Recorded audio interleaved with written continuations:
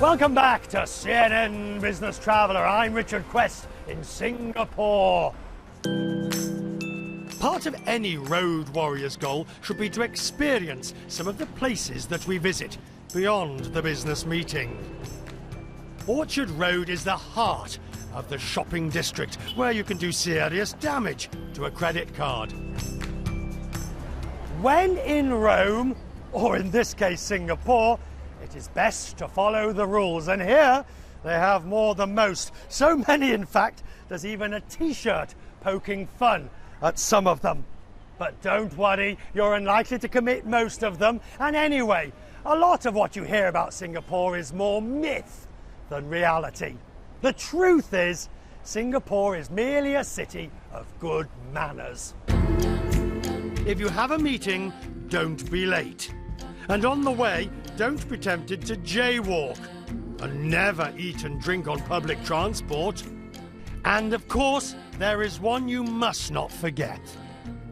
It may be a cliche, but in Asia, the giving and receiving of business cards is still an important ceremony of introduction. You take with both hands, you read carefully, don't just shove it in your pocket. Look and put it to one side. And when it comes time to hand your business card, 2 hands, please.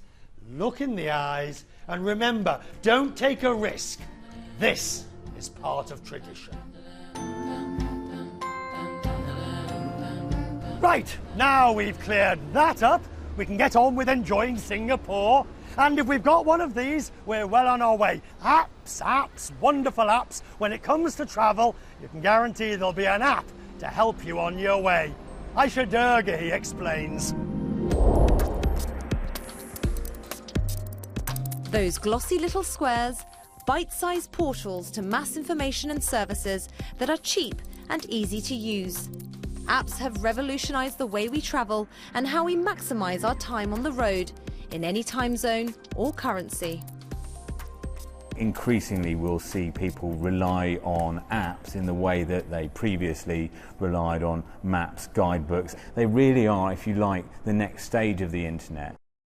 People now are thinking about their mobile phone as their computer. They're using it for planning. Having that real-time information about what's happening with their travel has made people feel powerful. A study by Forrester Research forecasts that companies will spend up to $17 billion over the next 4 years creating apps for their products.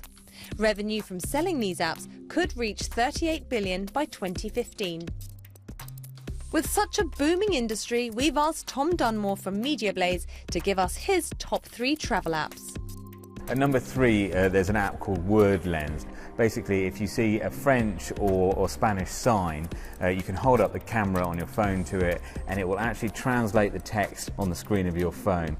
At number 2, there's TripAdvisor City Guides. Now, you might know TripAdvisor for reviews of hotels, but this does much more. It gives you not only the best nearest hotels and restaurants, but also guides you around the city, has maps. It's really amazing, but it stores it all on your phone and it's free. At number 1, my favourite one is Skyscanner, because it will go through all of the possible airlines and compare them, but also shows you in a very simple graph format whether it would be cheaper to travel on a different day. So it's absolutely essential when I travel.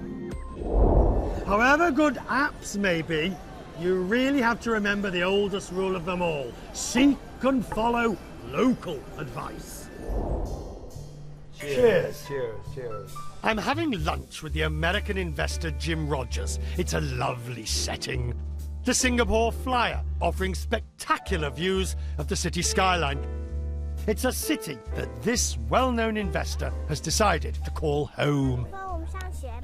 We wanted our children to grow up in Asia and in a Chinese-speaking city because China and Chinese is going to be the most important country in their lifetimes. The greatest attraction for me is that everything works. I mean, it was remarkable. You land at the airport, you know, and you're in a taxi within 15 minutes, maximum 15 minutes. You land in New York, it's a third world airport. You know, it takes you an hour and a half to get to the taxi, if you're lucky.